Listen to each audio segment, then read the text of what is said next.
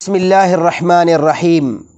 मेरे महतरम सामिईन, आज मैं आपकी खिदमत में अपने मुआशरे के गलत रवैयों की चंद मिसालें ज़िक्र करूँगा और साथ में हमने ये भी देखना है कि सरकार दो आलम सल्लल्लाहु अलैहि वसल्लम की तालीमात मुबारका क्या हैं। ज़रा तवज्जो से सिमात फरमाइए।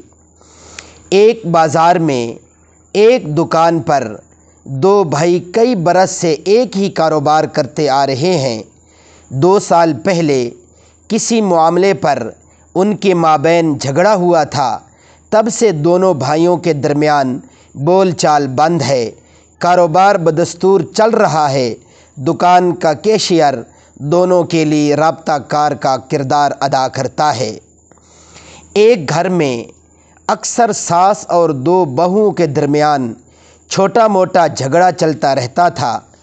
पिछले साल ईद उल अज़हा के मौका पर उन तीनों के माबैन शदीद गालम गलोच और लड़ाई हुई। उस दिन से तीनों ख़ातीन की आपस में किसी किस्म की बोलचाल नहीं है। अलबत्ता घर के मर्द आपस में बोलते हैं, लेकिन ख़ातीन एक दूसरे से छुपती और पर्दा करती हैं। एक काटन फैक्ट्री के 2 मालिक बाप और बेटा हैं। दोनों कई बरस से एक दूसरे से बातचीत नहीं करते। सुनने में आया है कि किसी इशू पर बाप ने बेटे की सरजनश की तो बेटे ने बुरा मानकर अपने वालिद से बातचीत बंद कर दी थी। वो फैक्ट्री की मस्जिद में ज़ुहर और असर की नमाज बाजमात अदा करते हैं। इन दोनों के दफ्तर भी आमने सामने हैं, लेकिन वो एक दूसरे की तरफ आंख उठाकर नहीं देखते।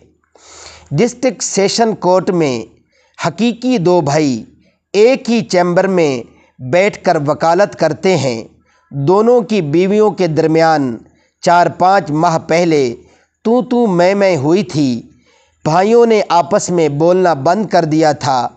घर में औरतें और चैम्बर में मर्द एक दूसरे से बोलचाल बंद की हुई हैं। गल्ला मंडी के 2 आड़ती बाप बेटे के दरमियान लेन देन के मामले पर 10 साल पहले इख्तिलाफात शुरू हुए थे और मामला थाने कचहरी तक जा पहुंचा और अभी तक चल रहा है। मुखालफत के बायस दोनों एक दूसरे के दुश्मन बन चुके हैं। चंद दिन पहले वालिद का इंतकाल हुआ था तो बेटे ने वालिद का चेहरा देखा और न नमाज जनाजा अदा की। एक भाई ने दूसरे भाई को उसके बेटे के लिए अपनी बेटी का रिश्ता देने से इनकार कर दिया तो दोनों ने एक दूसरे से हमेशा के लिए कता ताल्लुक़ इख्तियार कर ली।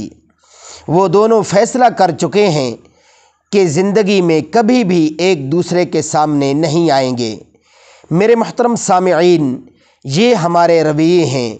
अफसोस सद अफसोस, हालांकि मेरे और आपके प्यारे हज़रत आका करीम सल्लल्लाहु अलैहि वसल्लम ने फरमाया था, कता ताल्लुक़ी करने वाला, कता रहमी करने वाला जन्नत में दाखिल न होगा।